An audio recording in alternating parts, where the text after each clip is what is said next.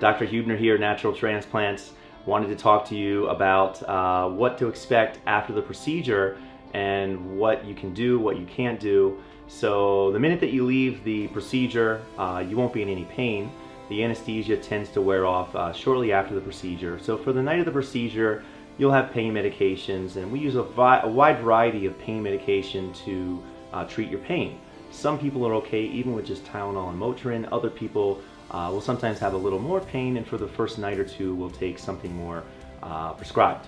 So we'll be happy to provide you those prescriptions, and oftentimes we'll even pick them up for you from the pharmacy so you have them in hand before you leave.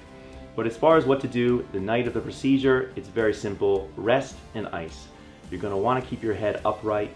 You're going to want to try to limit your motion for the first night. And for the first 3 nights, you're going to want to sleep in a semi-upright, reclined position with one of those airline neck pillows to give you some neck support. Other than that, a little bit of ice on the forehead, not on the grafts themselves, but only on the forehead to decrease the chance of having any swelling. Most people are fine the first night. Again, you'll have our cell phone numbers if you have any problems. It doesn't matter if it's 3 in the morning. I'll direct you to our sales guy. No, just kidding. You can call me anytime. 3 in the morning, I'm happy to take calls. So having one patient a day allows us to do that, and I feel very comfortable handing out my number to our patients.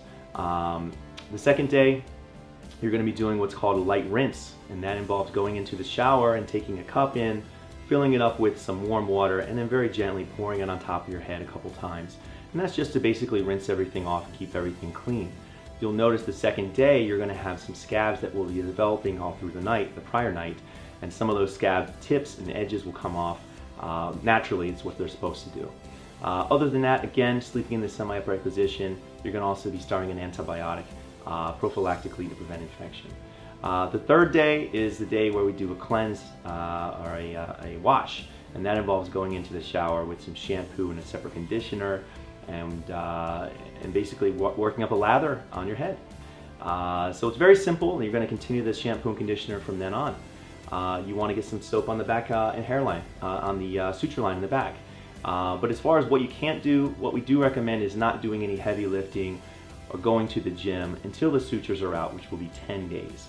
Certainly people can go back to work and sit at the desk and do some simple things around the house, even do some walking. But as far as vigorous exercise and cardio, we'd want you to avoid that for 10 days. The reason for that is because all of that puts tension on the suture line in the back. That's one of the secrets to having an undetectable scar in the back, is limiting your motion, reducing the tension on the suture line so you don't have an unsightly scar. So we recommend that to all our patients. Other than that, it's a very easy process. The hardest process of the whole thing is basically waiting 3 months on average for the hair to start growing in, and then it thickens up over the next several months. So it's a little bit of a process, but I guarantee you it's worth it. All of our patients come back and said, "I'm so glad I did it. I only regret that I didn't do it sooner." Thanks so much. Check us out on naturaltransplants.com, and thank you everyone for the feedback. We've been getting a lot of positive feedback on our videos, and look forward to seeing you soon.